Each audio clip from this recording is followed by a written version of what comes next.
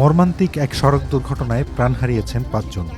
১১ জুলাই সন্ধ্যা ৬:৩০টার দিকে ঢাকা খুলনা মহাসড়কের ফরিদপুরের ভাঙার সোয়াদি বাসস্ট্যান্ড এলাকায় ঘটে এই হৃদয় বিদারক ঘটনা। প্রত্যক্ষদর্শী ও পুলিশের সূত্রে জানা গেছে, ঢাকা থেকে খুলনাগামী একটি ডিমবাহী ট্রাকের চাকা ফেটে গেলে সেটি মহাসড়কের ওপর উল্টে যায়। এতে মুহূর্তের মধ্যে কয়েক হাজার ডিম সড়কে ছড়িয়ে পড়ে।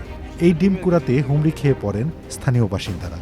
ঠিক তখনই ঢাকা থেকে নড়াইলগামী দ্রুতগতির একটি যাত্রীবাহী বাস ডিম কুড়াতে থাকা মানুষদের পিষে দিয়ে চলে যায়। বাসের চাকায় পিষ্ট হয়ে ঘটনাস্থলেই ৫ জন মারা যান।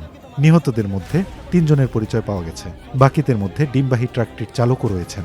এই ঘটনায় আহত হয়েছেন অন্তত ৭ জন, যাদের আশঙ্কাজনক অবস্থায় ভাঙা উপজেলা স্বাস্থ্য কমপ্লেক্স ও ফরিদপুর মেডিকেল কলেজ হাসপাতাল সহ ঢাকায় পাঠানো হয়েছে। এই মর্মান্তিক ঘটনার পর ক্ষোভে ফেটে পড়েন স্থানীয় লোকজন। তারা মহাসড়কে অন্তত ৬টি বাস ও ট্রাকে আগুন ধরিয়ে দেন। বিক্ষুব্ধ জনতার অবরোধের কারণে ঢাকা খুলনা মহাসড়কে সব ধরনের যানবাহন চলাচল বন্ধ হয়ে যায় এবং এলাকায় তীব্র উত্তেজনা ছড়িয়ে পড়ে। পরিস্থিতি নিয়ন্ত্রণে কাজ করছে হাইওয়ে পুলিশ ও স্থানীয় প্রশাসন।